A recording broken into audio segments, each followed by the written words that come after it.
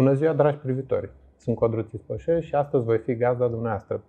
În episodul de astăzi am alături de mine pe Raluca Cebuc, cu care, discutând în studio, m-a rugat să o prezint ca femeie, iubită, mamă și terapeută, o visătoare și o artistă ce și-a ghidat și creat astfel viața. Interviul de astăzi va fi despre citiri angelice. Bună, Raluca! Bună, Codruț! Îți mulțumesc cu bucurie pentru această invitație. Și eu mă bucur tare că putem face acest interviu astăzi și am o curiozitate. Ce însemnătate are pentru tine ordinea în care m-ai rugat să te prezint, respectiv femeie, iubită, mamă și terapeută? În momentul în care mi-ai adresat întrebarea cum o să mă prezint, care ar fi modalitatea cea mai potrivită de a mă prezenta, aceasta a fost ordinea pe care am simțit-o. Și, din punctul meu de vedere, sunt femeie. Mai întâi de toate, am venit în acest plan și m-am născut femeie. Asta înseamnă că sunt una dintre reprezentantele principiului feminin divin, ca și bărbații care sunt reprezentanții principiului masculin divin. Dacă eu, ca femeie, sunt și atât. Asta înseamnă că accept să fiu și să manifest în fiecare clipă principiul feminin divin. Iar dacă fac acest lucru, a fi iubită, a fi mamă și a fi terapeută sunt rolurile pe care le joc în viața mea pe lângă alte roluri, dar care vin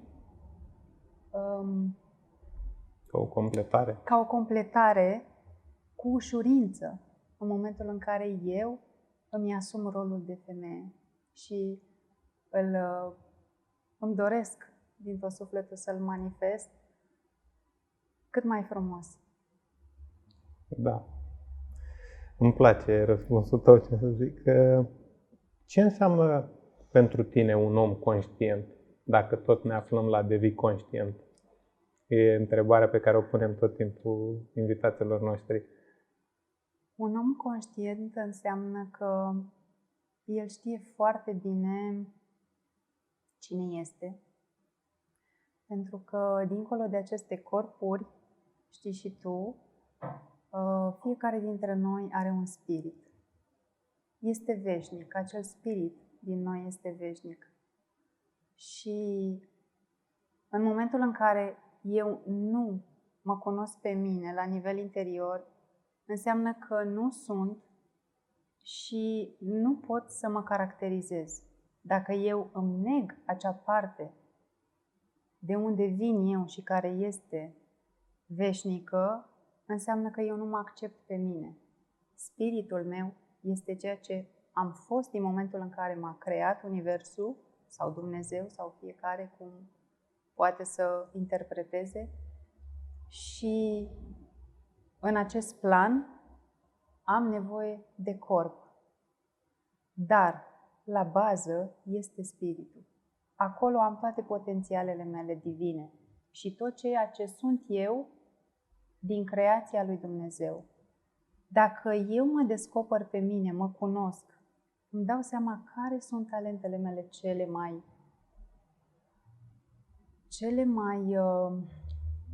Permite-mi să te întrerup. principale, ca să zic așa. Da. E o sumă de factori. Așa îl privești tu, a fi conștient. Nu ești doar un spirit. Ești un spirit, un corp, ești sunt conștient. Cum spuneai mai devreme, un rol de femeie, de mamă, de iubită, a fi conștient înseamnă, nu știu, poate te întreb, unificarea acestor concepte. Și înseamnă că te înțelegi. Dacă ești conștient, te înțelegi pe tine și înțelegi viața exact așa cum se derulează ea. Și înțelegi că poți să schimbi anumite situații din viață, poți să ți le îmbunătățești prin faptul că ești conștient, prin faptul că ești conștient de această viață, că ești conștient de partea divină din tine și că poți să te ajuți. și că nu ești aici întâmplător, că ai ceva de învățat, că ai lecții de învățat, că ai de înțeles și că ai de schimbat, în primul rând că ai de schimbat, pentru că fiecare dintre noi venim să ne vindecăm. Da, rezonez și eu cu această afirmație a ta. Revenind la subiectul de astăzi, citiri angelice. Ce sunt aceste citiri angelice? Nu știu. Eu vin într-o altă zonă cu altă educație și, nu știu, poate și pentru mine și pentru privitori, acum câțiva ani de zile suna un pic așa mai din altă lume. Bun. Ce poți să-mi spui despre O să încep cu faptul că această cale a mea, care m-a adus în prezent la citiri angelice, de fapt nu în prezent, de câțiva ani la această activitate, are un trecut unde am străbătut mai multe drumuri, ca să zic așa. Începând din copilărie, când eu am crescut la bunici, am fost crescută de bunicii mei, pentru că fratele meu s-a grăbit să vină în familie, diferența dintre noi fiind doar de 11 luni. Foarte repede. Asta și faptul că, bine, el e născut în 7 luni, dar destul de repede. Și am crescut la la părinții mamei, bunicii din partea mamei, bunica mea, care trăiește și cu care am mai discutat și în momentul de față, când îi se întâmplă ceva, le roagă pe mătușile mele să îmi spună că se întâmplă ceva la ea în casă, să o anunțe cineva pe Raluca. Mătușile bunicii tale? Nu, mătușile... sunt surorile mamei mele, ok. care vorbesc mai des cu ea și o vizitează mai des. Okay. Și îi spun când e ceva, să luați legătura cu Raluca, să-i spuneți că am avut un vis sau s-a întâmplat ceva. Ele nu mai sunt în viață. Sunt în viață, da. Și bunica sunt mea este. Sau nu mai sunt? Da. Nu mai sunt. Sunt. Ok. Să fie clar. Da. Și bunica mea, când eram mică, pentru că eu mă deocheam foarte des, acest deochi însemnând că rămâneam fără suflet în spiritualitate, semnifică faptul că sufletul meu pleca. Starea aia de rău pe care o resimt oamenii. Efectiv, când mergeam la magazin să cumpărăm ceva în sat sau când mergeam undeva, interacțiunea cu oamenii îmi dădea acea stare. Rămâneam fără suflet. Când mă întorceam acasă, nu știu dacă se întâmpla odată să vin și să fie totul bine. În rest, de fiecare dată... O stare de rău, o stare de rău instantanee, da. Și bunica mea lua cărbuni și descânta cărbuni. Nu știu asta aici. Ce înseamnă asta? Înseamnă că dacă nu avea focul făcut în sobă, să ia cărbuni din sobă, aprindea bețe de chibrituri și le lua o cană cu apă curată și rece. Descânta cărbunii, spunea ea ceva, să se ducă, tot ce a venit pe Raluca, de ochi, din ochi. Ca un fel de rugăciune, ca un fel invocație, de, da, cumva, adică să plece toată acea energie, da? Și din când în când arunca bețișorul de chibrit. Și spunea, dacă se ridică cu vârful în sus, înseamnă că este de la bărbat. Dacă e altfel... Avea și o metodă să afle detalii, să zic așa, despre... Da. Și la un moment dat funcționa. Cert e că funcționa această metodă a ei. Da, îmi reveneam. Ea spunea și tatăl nostru, de rugat se ruga. Și chiar după ce descânta și îmi dădea să beau din apa respectivă și îmi făcea cruce aici, în frunte, pe frunte, cu apa de acolo. Iar într-o seară, într-o noapte de fapt, s-a întâmplat să mă trezesc din somn și am început să plâng foarte tare. Pentru că de fiecare dată când mă conectez la situația respectivă, este ca și acum, erau două persoane la geam, un bărbat negru, foarte înalt, cu o pălărie neagră pe cap și cu un palton, nu îi se vedea fața. În schimb, în fața lui avea un băiețel blond, nu avea nimic pe cap, care era tot închis la culoare, ca să zic așa. Și spuneau că vin să mă ia. În momentul Ce vârstă aveai? 4 ani și ceva, cred. Și ți amintești așa de Da. clar Atât de chestia profund asta? a fost. Te-a marcat. Da. Atunci s-a întâmplat ceva în acea noapte și bunica mea, bineînțeles, a recurs la metoda ei, a luat cărbunii să descânte. Asta bănuiesc că după ce ai povestit ulterior. Nu, când au văzut că eu țipam și plângeam. Deci A fost un șoc un pentru șoc. tine. Da, și pentru ei, pentru că nu mai știau ce să-mi facă. Bunicul mă ținea în brațe la un moment dat și îmi spunea că totul e în regulă, nu se întâmplă nimic, nu s-a întâmplat nimic, uite, noi suntem aici cu tine. Bunica era cu cărbunii, numai că a observat că în timp ce descânta nu se mai întâmpla nimic. Adică Deci era altceva decât un de ochi. Cum... Da. Și acele persoane le vedeam efectiv cum se apropie. Le vedeai și în timp ce veniseră bunicii tăi lângă tine? Da. Deci erau Bunicul prezenți. mă ținea în brațe și îi spuneam că nu, cumva simțeam că nimeni nu are cum să mă salveze. Că acele persoane... De realitatea pe care tu o trăiai în momentul ăla. Da, adică dincolo de ceea ce vedeam eu dincolo, pentru că era ceea ce vedeam... Și ei nu vedeau nimic. Nu. Și tu le spuneai și chestia ei nu asta. vedeau, da, și spuneau că nu e nimeni. Dar nu e nimeni, dar ești în siguranță. Uite, ești aici cu noi, noi suntem aici cu tine. Și la un moment dat bunica, pentru că a văzut că nu funcționează acel descântec, a început să spună Tatăl nostru și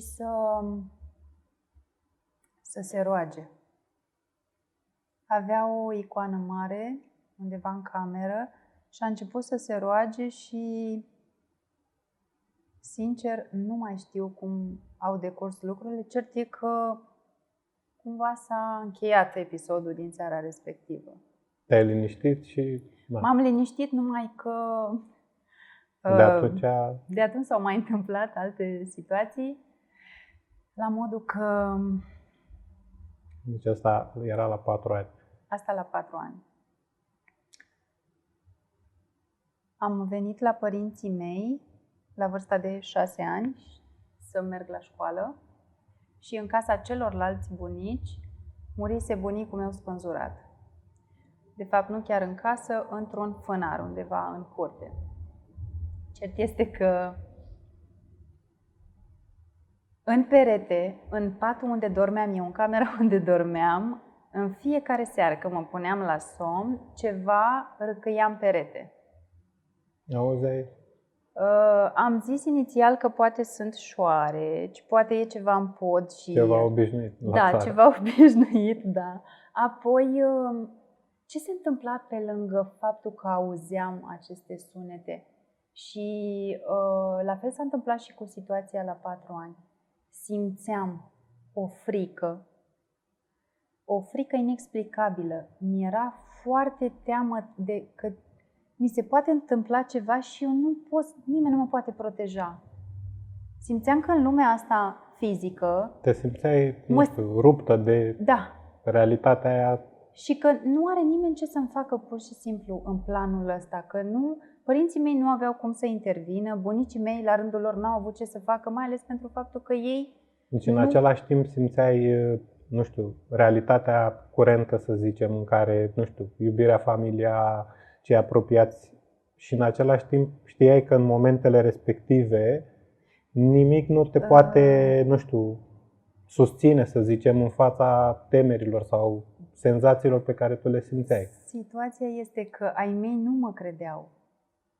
Am început să le spun, într-o seară, sau poate de mai multe ori s-a întâmplat, când pe lângă faptul că auzeam acele zgomote în perete, cineva s-a așezat pe canapea, era o canapea din acea mai veche, cu arcuri care se auzi, era foarte... Știai când se așează cineva pe ea? Da. Și într-o seară, efectiv, am auzit clar cum s-a așezat cineva, apoi s-a ridicat și a plecat și a scârțit și podeaua. N-am mai putut să stau în pat. M-am ridicat și am luat-o la fugă în camera cealaltă și i-am spus bunicii mele că vreau să dorm cu ea pentru că e ceva. Era teamă. Și a zis că nu, ea n-a auzit nimic, nu s-a întâmplat nimic. Ce să fie, ce să se întâmple? Apoi... Da. Ce a urmat? Nu știu. Așa ai luat tu contactul cu această formă de... Mă rugam. În conectare. fiecare seară mă rugam din tot sufletul la Dumnezeu să mă adoarmă, să nu mai aud. Drept pentru care, peste câțiva ani, mi-am dat seama, nu de foarte mult timp, că eu atât de mult mi-am dorit să nu mai aud. Dar mi-am dorit să nu mai aud acele zgomote, de fapt. Să nu mai aud ce se întâmplă dincolo, să nu mi se mai întâmple asta, încât am avut dureri de urechi la un moment dat în viață, destul de puternice și am fost conștientă la un moment dat că mi-am amintit că spuneam că nu mai vreau să aud asta. Dar uitasem de situațiile acestea în care... Din copilărie. Da, din copilărie în care chiar îmi doream să nu mai aud. Am înțeles că ai mei nu mă înțeleg. Asta vreau să te întreb. Nu cum mă au ascultă. perceput părinții? Bunicii, să zicem că erau un pic mai deschiși, pentru că fiind la țară oamenii sunt mult mai obișnuiți cu, nu știu, astfel de povestiri. Dar părinții tăi ce au zis în momentul respectiv? Mama nu a putut să înțeleagă. Încercam să-i mai spun câte ceva și spunea că nu există, nu e nimic, e doar în capul meu. Apoi, ce făceam eu în clasa 1? Mergeam undeva, îmi găseam locul să fie natură, să nu fie nicio casă sau oameni să mă vadă și vorbeam. Vorbeam singură? cu cineva și spuneam: Doamne... Purtai un dialog. Da, purtam un dialog. Okay. De ce m-ai trimis aici? De ce trebuie să trăiesc eu asta? Tu nu mă vezi cât plâng. Tu nu mă vezi că am făcut cearcăne de la atâta plâns. Chiar pentru faptul că aveam toate situațiile astea, pentru faptul că nu eram înțeleasă și că nimeni nu înțelegea ce mi se întâmplă și nu aveam cu cine să comunic, pe mine m-a ajutat foarte mult să... Autodialogul ăsta, să zicem da, așa. exact, să comunic. Și cum mi-am dat seama că sunt totuși ascultată? Pentru adică că nu e doar monolog, că nu e doar, dacă nu vorbesc, sigur, doar cu mine. Pentru că aveam situații, o să spui că sunt banale situațiile mele. Da, seara tata venea și ne controla la teme. Doar că eu mă rugam ca seara când venea să nu ne mai controleze la teme. Și se întâmpla ceva. Și observai tu ori că tata... dacă te rugai nu mai venea. Da, nu. Okay. Se întâmpla că venea și avea treabă sau se punea direct la somn. Sau poate întârzia, da. Și atunci, scăpai. Exact, și scăpam, da. Pentru că dacă aveai o greșeală micuță, era dur. Era destul de dur și sever, să zic, nu. La modul că îți rupea și foaia și scriai de la început tot, fără greșeală, că dacă mai făceai din nou o greșeală, reluai până era totul perfect. Și așa am procedat în continuare. Am văzut că eu comunic cu cineva. Nu știu, piedicilor din exterior în a te crede că se întâmplă ceva mai mult pe lângă noi, da. Tu ai continuat să ai această conversație, da. nu știu, cu aceste... Cu Dumnezeu. Îi spuneam Dumnezeu. Pur și simplu ziceam: Doamne, de ce trebuie să fac eu? De ce m-ai trimis aici? De ce trebuia să vin eu aici? De ce nu m-ai ținut acolo? Simțeam cumva că, adică... Trebuia să înveți ceva. Da, clar, da. Multe, să știi că trebuia să învăț. Și apoi am început să merg foarte des la biserică. Eram singura din familie care mergea la biserică. La un moment dat erau discuții în casă. Ce caut toată ziua la biserică? Între părinții tăi mă Da. gândesc. Ok. De ce mă duc la biserică? Era prea mult? Era prea mult, exact. Și am stat și m-am gândit, cred că părinții mei la un moment dat s-au întrebat dacă nu cumva eu o să mă duc să rămân pe la Mănăstire pe undeva. Da, pe undeva. Le era teamă. Da, cred că da. Numai că nu mi-au spus niciodată. Iar din clasa a 6-a până într-a 8-a am început să țineam posturile ortodoxe. Părinții tăi bănuiesc că sunt ortodoxi, Da. români, Da. Practicanți? Practicanți de În sensul câțiva ani. Mai nou, Mai nou, am da. înțeles, Da, dar da. pe vremea respectivă, în Pe copilăria vremea ta, respectivă. nu s-a întâmplat. Nu, s-au întâmplat foarte multe lucruri interesante. S-au mai schimbat. Pentru că atunci, în școala generală, când se întâmpla ceva, probabil faptul că eu mă rugam la Dumnezeu, eu în fiecare seară mă rugam. Și citeam chiar mai multe rugăciuni, iar la final făceam o rugăciune pe care o simțeam eu să o spun. Nu știu, te rog, ajută-mă să fac asta. Eu ceream. Ce e important? Eu am cerut tot timpul. Inclusiv am cerut să mi se răspundă de ce am venit eu aici. De ce a trebuit să trec prin toate situațiile. Am cerut răspunsuri la întrebările. Și răspunsurile pe care le primeai cumva se reflectau în realitatea cotidiană, în jurul tău, în relațiile cu oamenii? La momentul respectiv nu, eram destul de micuță. Doar că se întâmpla, uite, mai mergeam la biserică și la un moment dat mergeam cu toții. Și era ceva foarte interesant când mergeam cu toții, pentru că ori se strica mașina pe drum, Ok. ori tatălui meu îi se întâmpla ceva. Și nu vă putea duce. Și nu, da, era așa ceva care se tot întâmpla. Și apoi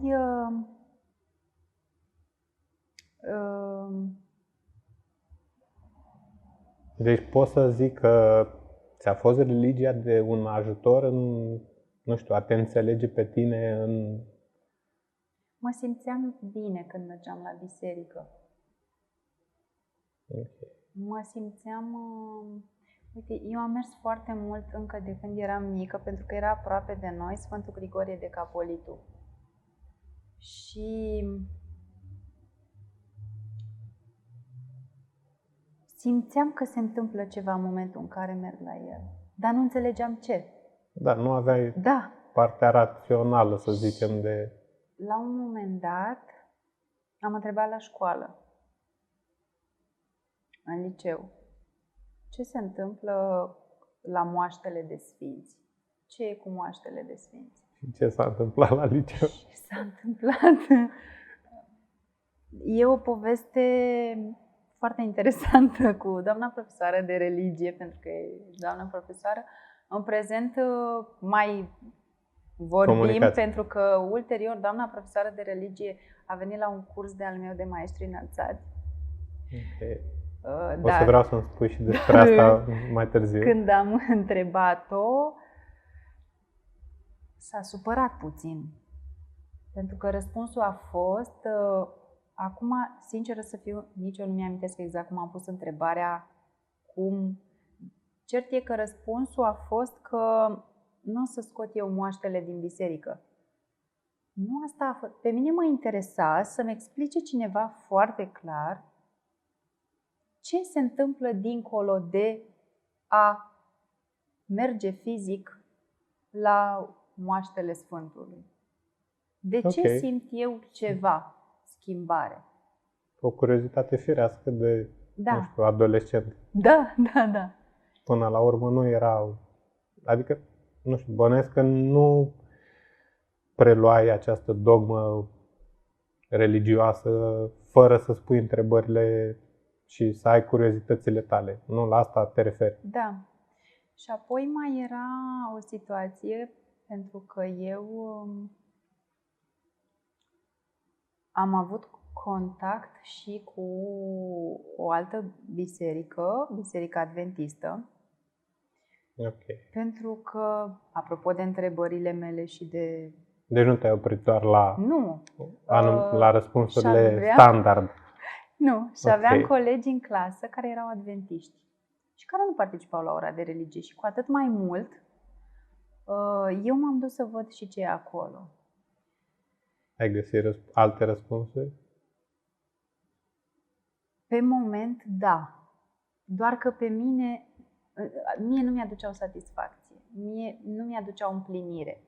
Mai era ceva dincolo de...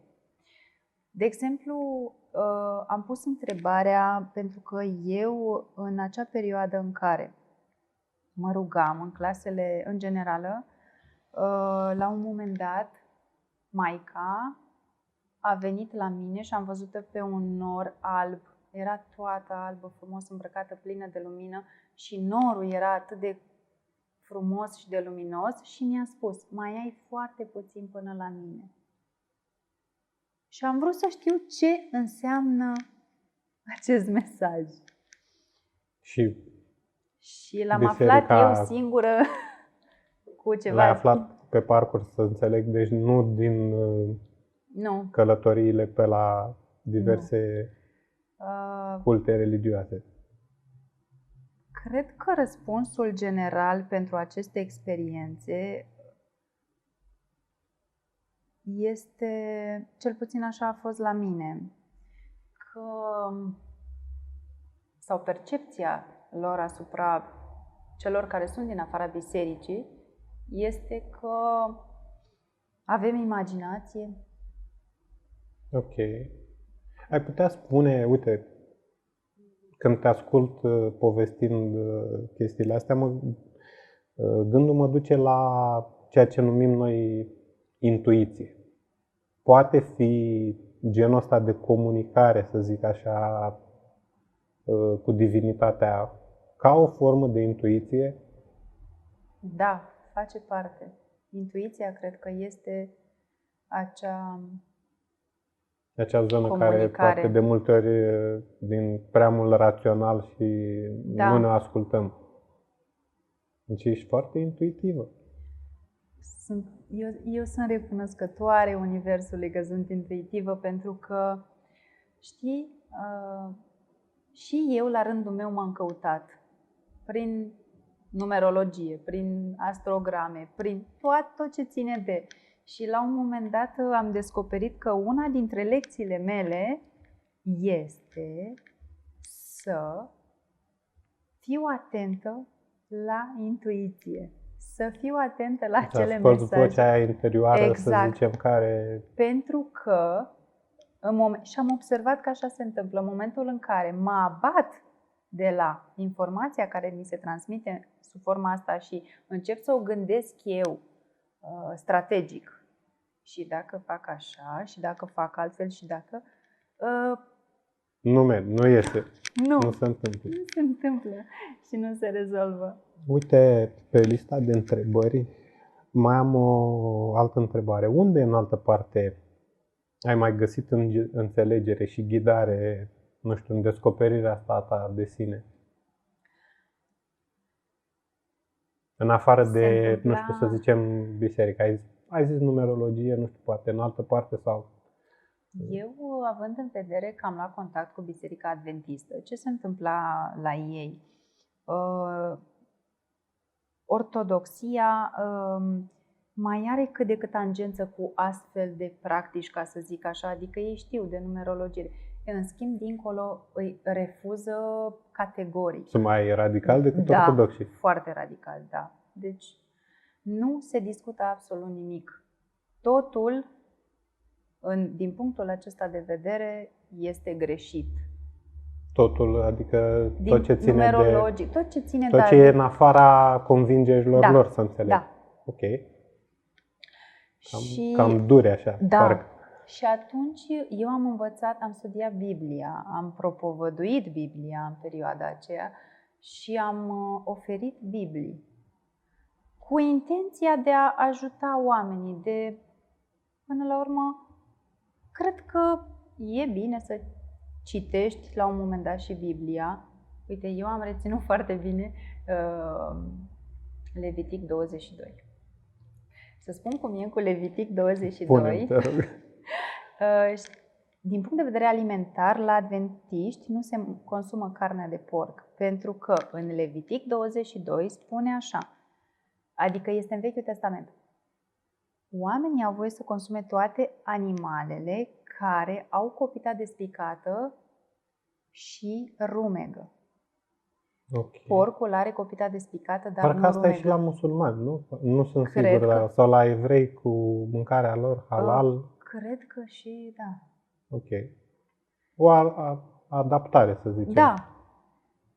Cert este că în Noul Testament, din ce am aflat și eu, dar ei nu ia în considerare. De ce? Pentru că nu se face legătura direct. Să spună în Noul Testament, știți, aici este continuarea de la Levitic 22. Nu, la un moment dat se spune acolo că Dumnezeu a dezlegat. Ei, aici m-am blocat din nou. Bun, și cum a dezlegat Dumnezeu? Ce înseamnă? Ce a înseamnă? dezlegat. Ce a dezlegat, da? Era unde era ce legat? Dezlegat. Da, unde era legat și ce a dezlegat. Și atunci întrebam la biserică ortodox. Și cum? Păi a dezlegat. Bun, am înțeles, na. Răspunsul standard. Răspunsul standard. A Da. dezlegat. N-ai înțeles, mai tutorial. Tu, da. Ok. Și Ce au avut de spus adventiștii? Bănuiesc că ai întrebat și acolo chestia. au zis că nu este scris niciunde. Tocmai asta e. Ei se bazează pe ce este scris negru pe alb. Sunt foarte rațional, așa? Rațional, este mai... foarte direct. Ok. Să fie cât mai direct și cât mai... Alb, negru. Negru pe alb. Negru pe alb. Și eu puneam întrebarea, spre exemplu, astăzi și veneau data viitoare cu răspunsul. Până atunci se Am înțeles. Deci, documentau. nu aveau toate răspunsurile la ei, să zic așa. Da. Am primit un premiu, să știi, la un moment dat, un papirus egiptean, pentru o întrebare de-a mea. Pentru ok. li s-a părut Wow, întrebarea. wow întrebarea, da. Deci, Și mă întrebai, iartă-mă te întrebam unde în altă parte ai mai găsit și cum am ghidare și înțelegere. descoperit eu această cale și am început să aflu de fapt răspunsurile la întrebări. Am cunoscut-o pe prietena mea, Mihaela. Mi-a făcut cineva cunoștință cu ea, face masaj terapeutic. Și mă gândeam, interesant, masaj terapeutic. Și am început cu discuții. Ea era inițiată în Reiki. Și cu mine noi discutam. Eu îi spuneam despre Biblie și ce studiasem eu până la momentul respectiv. Și dezbăteam tot felul de subiecte pe seama. Și mai întrebam, uite, tu cum crezi că e situația asta? Și ea îmi spunea. Era total cumva altfel pentru mine. La început a fost... O simțeai ca și cum ar fi din altă lume. Da, ca și din altă lume. Te-a provocat. Dar, în același timp, simțeam că e ceva interesant acolo. Și... Ceva te atrăgea să... Mă atrăgea, să continui discuțiile. Exact. Și continuam discuțiile și ce se mai întâmpla? La un moment dat, după ce discutam noi despre planuri, îmi spunea despre planuri, despre wow, și mi se părea wow. Eu nu știu despre planuri, e interesant. Ei, dar după ce terminam de discutat, simțeam cum corpul meu mi se expandează. Poate nu în momentul în care termina masajul de făcut, dar poate seara, în ziua respectivă. Și apoi am început să simt... Corpul sau conștiința? Sau Nu, eu simțeam corpul. Ok.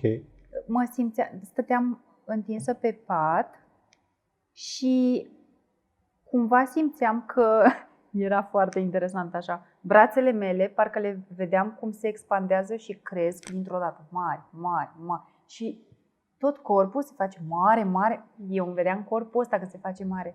Și era așa o senzație ciudată și mă gândeam, wow, Doamne, dar ce mi se întâmplă acum? Ce e cu mine? Și apoi Apăreau alte întrebări.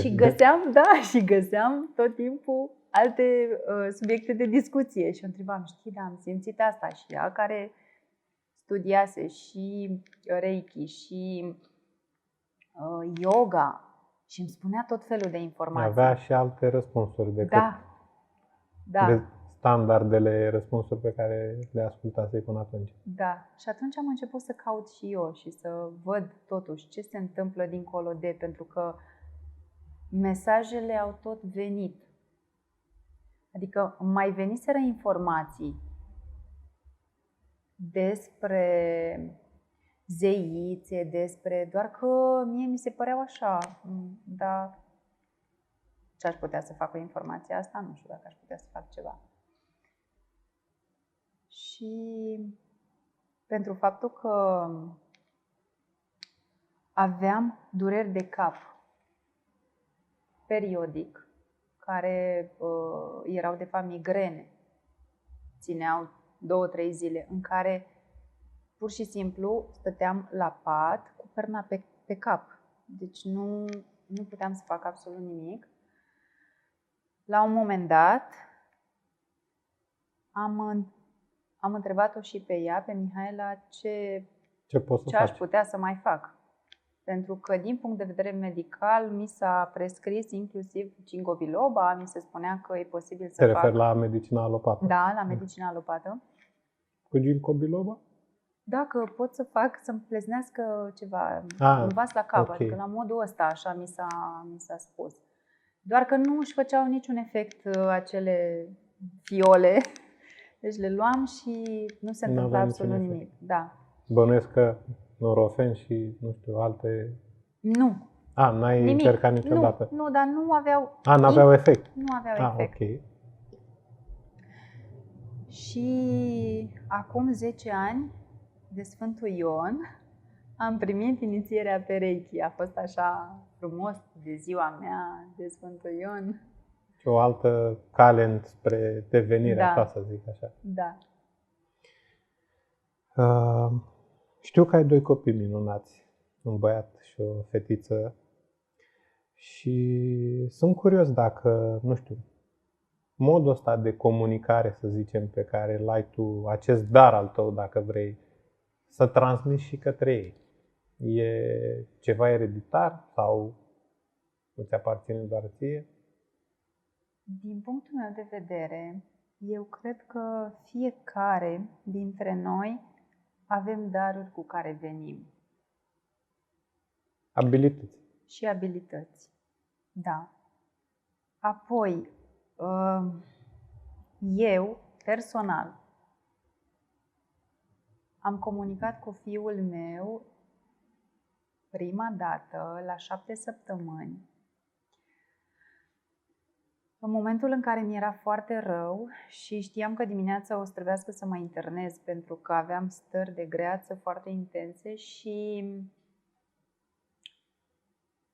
mă gândesc că această informație nu am spus-o public niciodată, doar... Mulțumesc! Stăteam în pat și la un moment dat, aici pe burtică, a apărut o biluță mică și se vedea cum îi bate inimioara. Am pus mâna acolo și eu mă încurajam singură, bineînțeles, în momentul ăla și am zis, mami, totul este bine, o să mergem la spital, o să facem niște perfuzii și ne întoarcem acasă. Iar această comunicare a durat pe parcursul sarcinii și pentru că nimic nu e întâmplător în viața asta, fiul meu a vorbit mai târziu. El comunica foarte bine telepatic și intuitiv. Asta vreau să te întreb, pentru că eu înțeleg comunicare, un schimb de informație, să zic așa, de la cineva către altcineva și invers. Fă-mă să înțeleg, cum adică comunica fiul tău cu tine?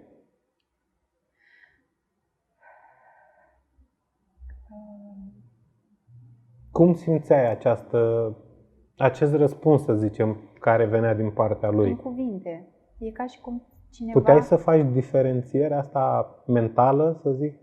Care sunt întrebările tale și care sunt răspunsurile care veneau de la el? Da. Nu, eu așa înțeleg cumva telepatia aceasta. Eu da. Mă conectam la el. E ca și cum vorbim noi doi acum și tu îmi transmiți ceva. Mă uitam la el și înțelegeam ce vrea să-mi spună. Apoi, când a început să vorbească, vorbea destul de ciudățel, adică nu înțelegeai cuvintele. Ca toți copiii, le stâlcesc, Da. Într-un mod foarte interesant. Până la 3 ani și jumătate am fost translator. Între el și restul familiei? Da. Sau? Da. Ok, destul de târziu, nu am copii, dar bănuiesc că e târziu, la 3 ani jumate, da. Sau mai greu. Deși niciodată nu m-a îngrijorat acest lucru.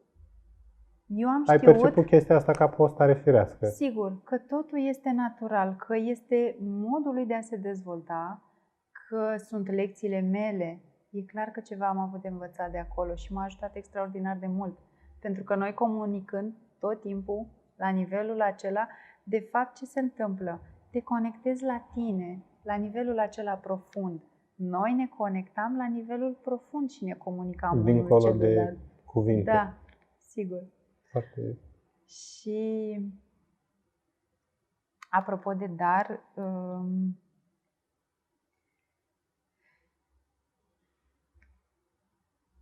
fiul meu și cu mine avem discuții foarte interesante. Una dintre ele, pentru că mi-am rezumat câteva, este la vârsta de 2 anișori și ceva, cred. Îl simțeam pe parcursul zilei când nu voia să doarmă. Și mă lua pe mine somnul. La un moment dat mi se făcea un somn și simțeam că nu mai am energie și nu înțelegeam ce se întâmplă. Până într-o zi, când mi s-a aprins beculețul, cum spun eu, și l-am întrebat: mami, tu ți iei energie de la mine? Și s-a uitat la mine și a zis: da. Și de ce faci asta? Și răspunsul lui a fost: mami a, nini o, mami are îngeri mari. Asta vrea el să spună, da, mă rog, verbal. Da. Ia, eu, a, mi. Ai lui sunt mai mici. Ok. Și m-a amuzat. Doar că de atunci avem tot felul de discuții, de situații. Mi-a spus într-o zi că oamenii care nu gândesc sunt oameni fără contribuție. Profund. Da. Profund. Și îl mai întreb informații uneori. Are momente când îmi spune și momente când spune nu. Spre exemplu, astăzi i-am cerut acordul pentru că am mai spus asta. Din punctul meu de vedere, copiii care vin la noi, sunt unici, cum și noi suntem unici. Sunt spirite independente. Vin în viața noastră ca noi să jucăm niște roluri și ei să joace rolul de copil. Pe această scenă a vieții. Pe această scenă a vieții. Dincolo de acest corp, el e un spirit. El a venit de undeva. El e creat de Dumnezeu. Și cred că e de bun simț să-l întreb dacă am voie să vorbesc despre el. Pentru că acest univers, cum îl văd eu, e creat astfel încât tot ceea ce vorbesc, nu neapărat în public, ci și față de o cunoștință. Și tot ceea ce spun de copilul meu sau de altă persoană, acea informație se duce în univers. Și cred că merită și e înțelept să cerem acordul celuilalt în momentul în care vorbim. Indiferent că e un copil de 7 ani. Are ceva de spus. Dar el, sigur, are ceva de spus. Bine, copiii spun lucruri trăznite, dar de multe ori spun și chestii spun profunde. foarte multe lucruri profunde, sigur că da. Și îmi place abordarea asta așa, adică să-l tratezi ca pe un om matur, chiar dacă vârsta lui și, nu știu, intelectul lui este doar de, nu știu, 2-3 anișori.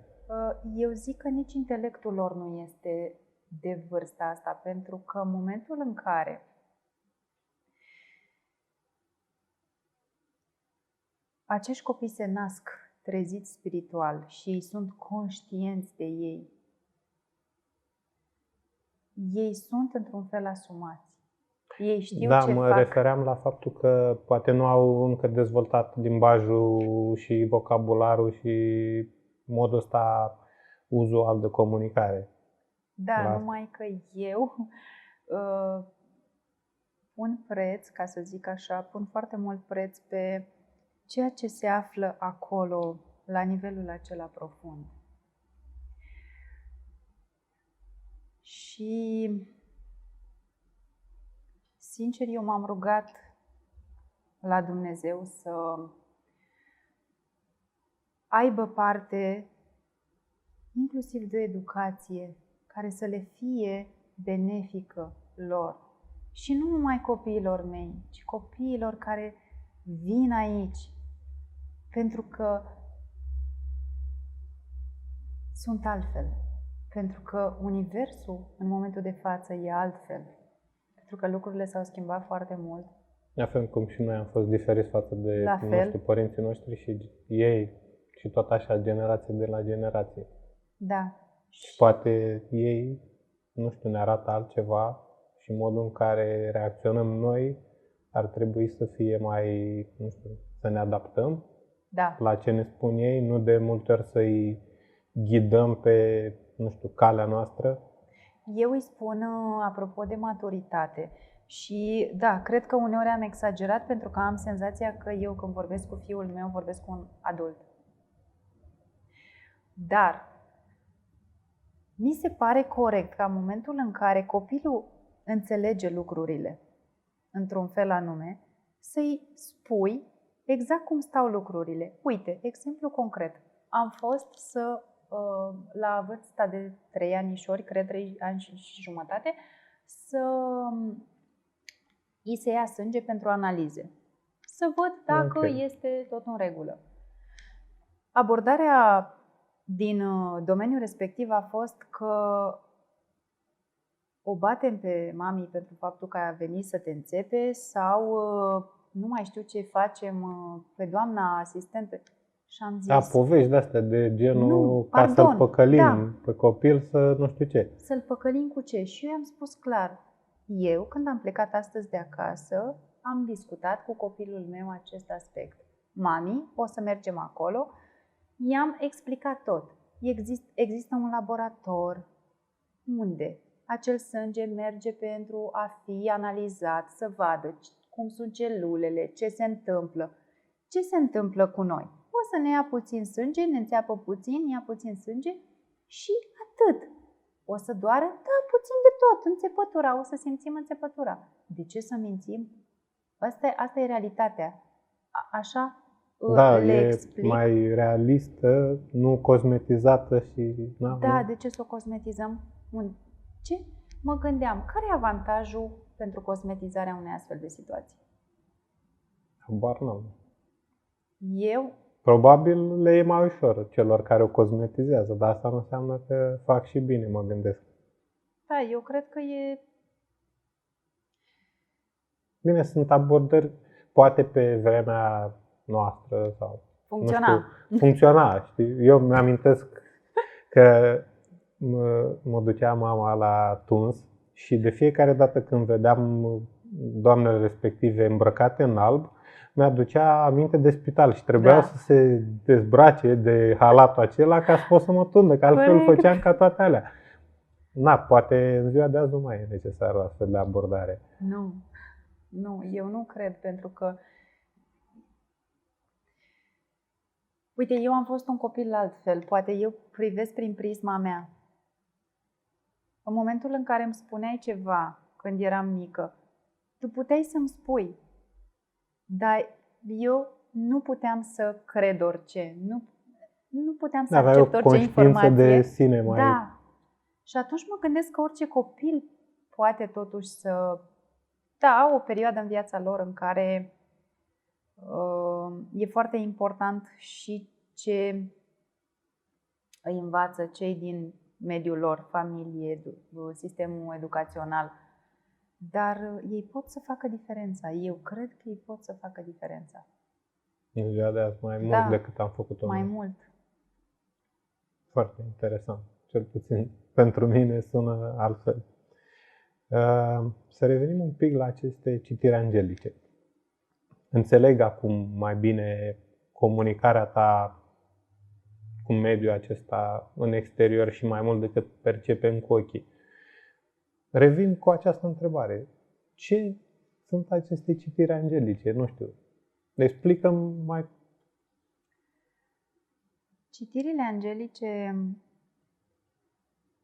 Uite, ne-ai adus aici niște cartonașe, carduri. Da, carduri.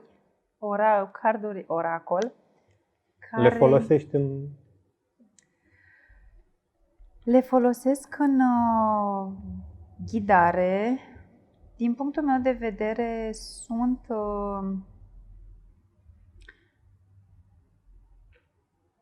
de ajutor în conectarea cu divinitatea, cu arhanghelii, cu... Uite, o să și extrag un card ca să vedem ce mesaj are. Oh, ce frumos!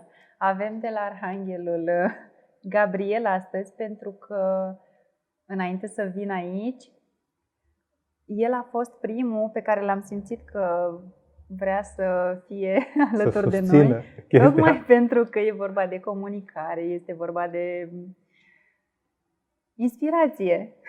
Uite, avem un mesaj de inspirație, da. Ce se întâmplă cu aceste citiri angelice? Eu practic mai multe sisteme alternative. Citirile angelice, terapia Reiki, măsurători radiestezice și cristaloterapia, de curând. Din punctul meu de vedere, citirile angelice au o altă energie. Mai feminină? Mai blândă, mai caldă. E altceva față de terapie și e logic, pentru că în terapie, Reiki, spre exemplu, începi să faci, să lucrezi într-un alt mod. Cred că modul de abordare cumva dincolo de planul ăsta fizic e altul. Și atunci eu, în citirile angelice, ofer mesaje ca și călăuzire, ca și ghidare oamenilor care au nevoie de un mesaj pe plan profesional, un mesaj pe plan personal, de o rearanjare a vieților, pentru că se schimbă lucrurile. O ghidare, cumva. Da. Acum, spune-te rog. Și, nu știu, mă gândesc că faci asta cu oameni care vin la tine. Da. Prima persoană care mi-a venit la mine a fost haios. Că eu le spuneam mesaje prietenelor mele și le mai făceam câte o citire angelică. Și la un moment dat, viața mea în totalitate până în acest moment a fost destul de, cum să zic eu, destul de bine ghidată. Da, La modul, ți-ai ascultat vocea interioară de care vorbeam mai devreme. la modul că dacă cumva aveam tendința să evit să înțeleg sau să aud anumite informații, mi se spuneau foarte clar și la obiect: trebuie să faci asta.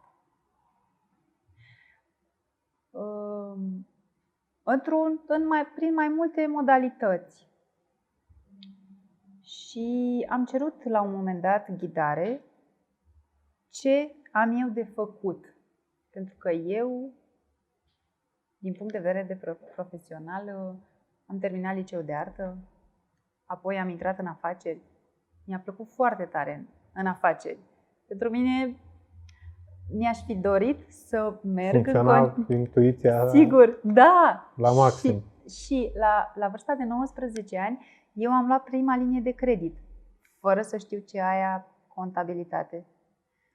În momentul în care stăteam de vorbă cu doamna de la bancă și mă privea, îmi vorbea atât de deschis și era convinsă că eu înțeleg tot ce îmi spune. Și bănuiesc că și înțelegeai din moment ce te-ai lansat? Nu, vreau să spun că de la bancă până la magazin îmi repetam de fiecare dată în gând ce îmi spusese, ce documente am nevoie și să nu cumva să uit informațiile alea specifice. Ok. Ca să știu detaliile tehnice, să zic. Detaliile tehnice, da. Ok. Foarte interesant abordarea. Da. Da. Iar apoi am ieșit din domeniul acesta. Evident, fiul meu mi-a schimbat viața destul de mult și am tot vrut să continui în domeniul afacerilor. Și vreau să spun că modalitatea lui Dumnezeu prin care mi-a închis drumul a fost tot prin fiul meu. Mă organizasem cu un proiect pe care mi-l doream eu foarte mult, găsisem și pe cineva care să lucreze, am cumpărat o parte din tot ceea ce înseamnă necesarul pentru producție, da, desfășurării. Ok. Și în momentul în care am vrut să mai cumpăr ceva din produsele de care aveam nevoie, când l-am luat pe fiul meu și am mers la doamna cu care discutasem să demarăm și au început să-l doară urechile pe fiul meu. Nu am putut să stau de vorbă, nu am putut să discutăm nimic, am plecat. Și din senin, așa? Din senin. Okay. Nu-l duruseră și nu l-au mai durut niciodată urechile de atunci. Asta acum 2 ani. Și bineînțeles că mi-am pus un semn de întrebare ce s-a întâmplat, pentru că era clar, ok, e ceva, dar pentru că eram obișnuită, în perioada aia mai aveam dureri de urechi și probabil Dumnezeu a zis, ok, de tine te dor urechile, te-ai obișnuit, stai să recurgem la altă modalitate, că poate așa înțelegi lucrurile mai bine. Mai rapid. Și atunci am înțeles și mi s-a că arătat, nu e asta direcția. Da, foarte clar ce am de făcut și cum am de făcut. Și am început spuneam, mi-a venit prima cunoștință, că acum ne mai comunicăm din când în când și nu o cunoșteam pe doamna. M-am rugat până să vină în continuu. Și aveam emoții, mă gândeam ce o să-i spun eu femeii care vine la mine, de unde, dacă nu o să-i spun ceva bine, dacă mesajele, nu știu, dacă aveam așa îngrijorări. Da, îngrijorări că... Și la un moment dat mi-am dat seama de un lucru. În momentul în care Dumnezeu te pune într-un rol, înseamnă că El are încredere că tu ești pregătit să joci acel rol. Dacă n-ai fi fost pregătit, nu te punea în rolul respectiv. Nu ajungeai în situația respectivă. Nu ajungeai în situația aia, da. Okay. Și mai așteptai. Și ce s-a întâmplat cu doamna respectivă? După... S-a S-a întâmplat că i-am spus niște informații și ce se întâmplă în timpul citirilor acestora angelice, ele și curăță, se întâmplă ceva, se deschid niște drumuri. E mai mult decât un schimb de informații, o comunicare efectivă. Da, este mai mult de atât. Și s-au întâmplat niște lucruri frumoase, sinceră să fiu, nu mai mi-amintesc, pentru că nu mi-amintesc exact ce spun oamenilor. Știu că la un moment dat mi-a spus doar o informație pe care eu am spus-o în acea citire. Totul este posibil, am zis. Totul este posibil în lumea asta. Și mi-a spus informația aceasta la, cred că, 2 ani. Spunea cineva, totul este posibil. Tu să crezi. Și am zis, dar cine spune asta? Tu mi-ai spus asta, tu mi-ai spus când am fost. Deci pe aia a impactat-o, da. Că a ținut minte și pentru că a și văzut schimbările. Da, și că totul este posibil, într-adevăr. Și mă rog, s-au mai întâmplat diverse situații, dacă vrei să-ți povestesc. Înainte să vină la mine la citire, mi-a spus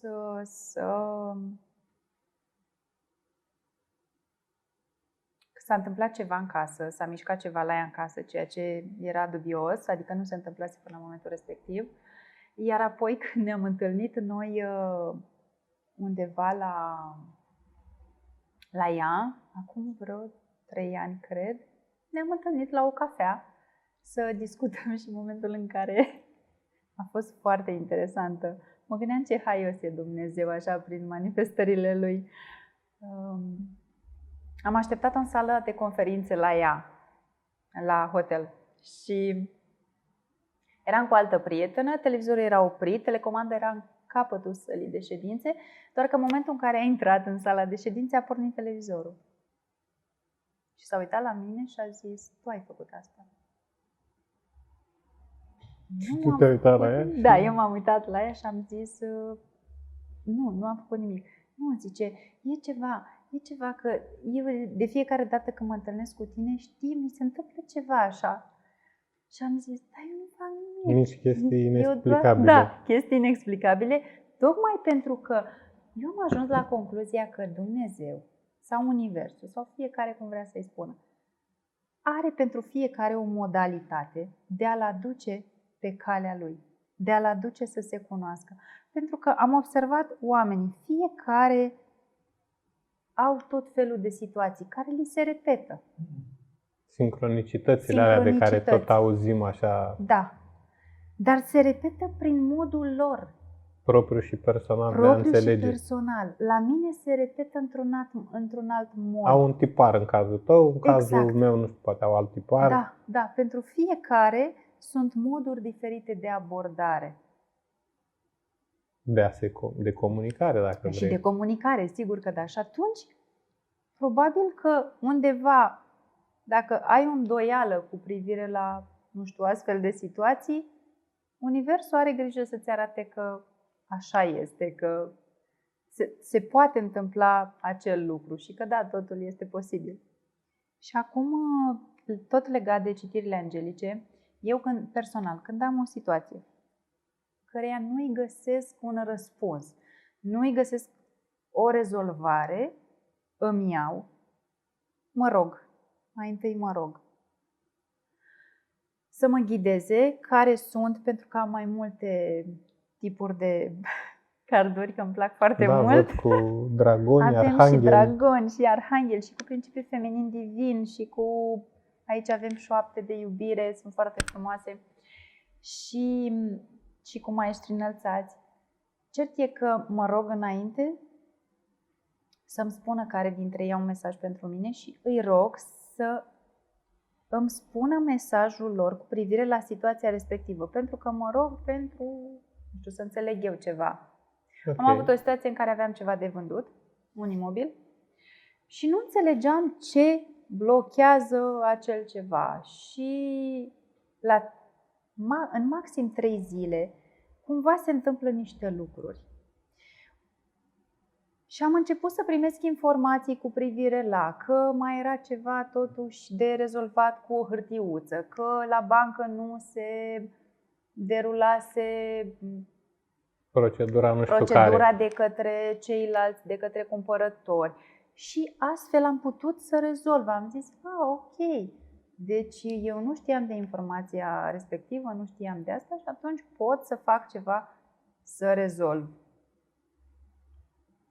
Acum că spuneai asta, îmi dau seama că fiecare avem, nu știu, modul nostru propriu și personal de a, dacă vrei, ca o lentilă așa peste conștiință, prin care percepem realitatea. Eu cam asta trag așa ca o concluzie din, nu știu, toate povestirile tale și experiențele tale de viață.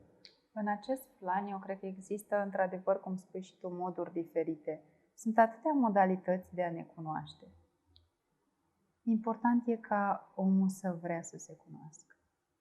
Important este să vrea să se privească pe el. Uite, o să-ți dau un exemplu din ce mi-au relatat mie persoane la terapie. Și avem o doamnă care ne este și cumva apropiată nouă, care a spus, Raluca, eu înainte nu mă priveam în oglindă. Înainte de a lucra cu ea, să zicem așa. Da. După ce te-am văzut pe tine, după ce te-am auzit, după ce ai spus, eu am spus în cursurile și seminariile pe care le țin eu după baie mă dau cu ulei pe corp. Asta fac. Mie mi se pare frumos să mă dau cu ulei pe corp. Da, eu sunt femeie, știu, nu toate femeile se dau cu ulei pe corp și nu toate femeile vor să facă asta că nu le place. Mie personal îmi place și mi se pare o acțiune de îngrijire, de o formă de iubire de sine. Dacă, pentru mine așa este. Că nu mă dau cu ulei să mă frec cu ulei. Mă dau cu ulei frumos pe corp și știu că am o piele catifelată, nu numai de la ulei. Și relatarea ei a fost că nu numai că se uită în oglindă, dar a început să se dea cu ulei pe corp. Și schimba percepția asupra și se uită în oglindă persoane. să se vadă toată. Okay, iar înainte nu putea să se privească. Cred că cel mai important și judeca singură. Am avut perioada mea în viață când, în momentul în care mă priveam în oglindă, îmi venea să plâng. Cred că fiecare dintre noi are perioada asta. Tocmai de asta nu suntem perfecți și avem nevoie de perfecționare. Important e să accept că am o problemă dacă nu pot să mă privesc în oglindă. Și să caut o varianta de rezolvare, da. Cum pot eu să mă înțeleg pe mine, să mă accept pe mine, să încep să mă iubesc pe mine? Da, frumos spus. Raluca, ne apropiem de final și mi-aș dori să împărtășești cumva și cu privitorii noștri, nu știu, o metodă de contact, cum pot ajunge la tine, cum, nu știu, în a-i ghida și susține. Eu sunt pe Facebook, Raluca Cebuc, și am un grup care se cheamă, un grup privat pe Facebook care se cheamă Cursuri și inițieri cu bucurii și cu inimioară lângă. Și acolo țin periodic, în funcție de cum aflu și eu temele pe care trebuie să le dezbat acolo, pe care merită să le dezbat și să spun, unde efectiv țin cursuri, răspund la întrebări și fac și inițieri.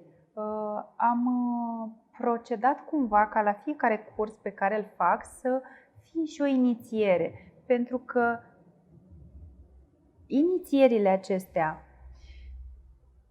sunt forme de curățare, sunt forme de primire a unor daruri, sunt forme prin care putem să ne cunoaștem mai bine.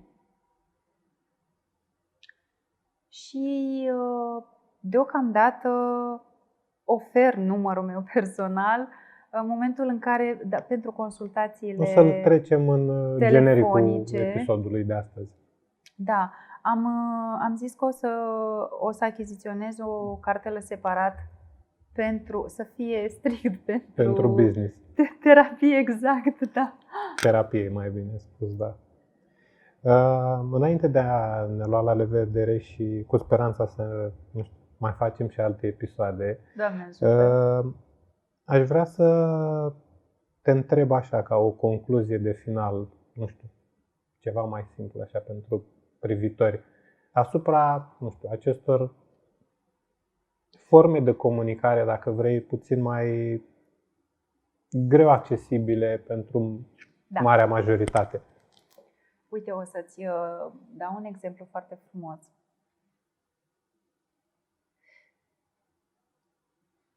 Dumnezeu este în fiecare dintre noi.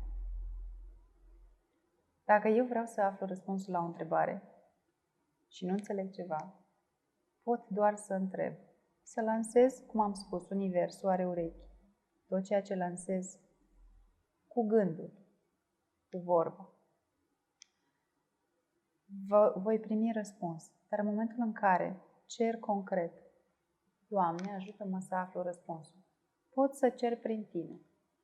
Doamne, te rog să-mi trimiți răspunsul la întrebarea mea acum prin Codruț.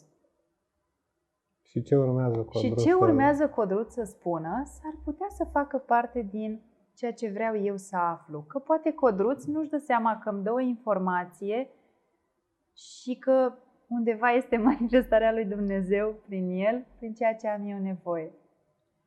Referitor la asta, am fost, cred că penultima dată când am fost, în pelerinaj la Părintele Arsenie Boca. Am luat eu o gașca mea de fete și am zis că mergem în pelerinaj. Cred că sunt 2 ani de atunci. Și apropo de intuiție și de a oferi, a trecut un bătrân pe lângă mașina noastră, încă eram noi cum ne aranjăm în mașină, cum stăm, cum ne așezăm și a spus să-i dăm și lui ceva. Eu zic, primul răspuns care ne vine în momentul în care ne vine în gând sau simțim, primul gând este răspunsul lui Dumnezeu și am zis, îi dăm. Și am dat fiecare, am zis, eu îi dau. Dacă vreți să-i dați și voi, puteți să-i dați și voi, eu îi dau. Și am dat fiecare dintre noi. Care crezi că a fost? Răspunsul bătrânului. Să știți că nu mi-ați dat mie, i-ați dat lui Dumnezeu. Da. Am fost toate, eu care, mulțumesc Universului, am simțit, dar nu mă așteptam la răspunsul ăla. Și atunci, Dumnezeu lucrează prin oameni. Noi putem să primim informații poate de la cineva care nici nu-și dă seama că ne dă răspunsul la totul este doar să știm să ascultăm și să... Asta e. Nu știu, dacă vrei să fim atenți. La orice detaliu. Absolut la orice detaliu. Eu la un moment dat am avut o perioadă în care, și acum sunt atentă, la tot ce se întâmpla cumva. De ce m-am oprit la Peco, nu știu care, să alimentez și nu m-am oprit la celălalt? De ce am ajuns în punctul respectiv și nu am făcut asta mai devreme? Adică totul avea un sens și le-am pus așa cap la cap, până și mesajele și formele de terapie. Eu mi le-am notat, informațiile pe care le-am primit eu personal și am sfătuit oamenii să facă același lucru. Dacă le puneți la final cap la cap, o să vedeți că totul este într-o conexiune, ca un puzzle pe care mi-l creez. Informația de acolo cu informația totul de acolo. Totul e să vrei. Sigur. asta absolut, totul e să vrei. E cel mai important. Da, foarte frumos încheiat. Dragă Raluca, îți mulțumesc pentru participarea la interviu și, cum ziceam și mai devreme, sper să ne revedem. Iar voi, dragi privitori, până data viitoare, vă rog să rămâneți prezenți și conștienți. Numai bine! Eu mulțumesc cu bucurie și înțelepciune și bucurie în toate cele bune.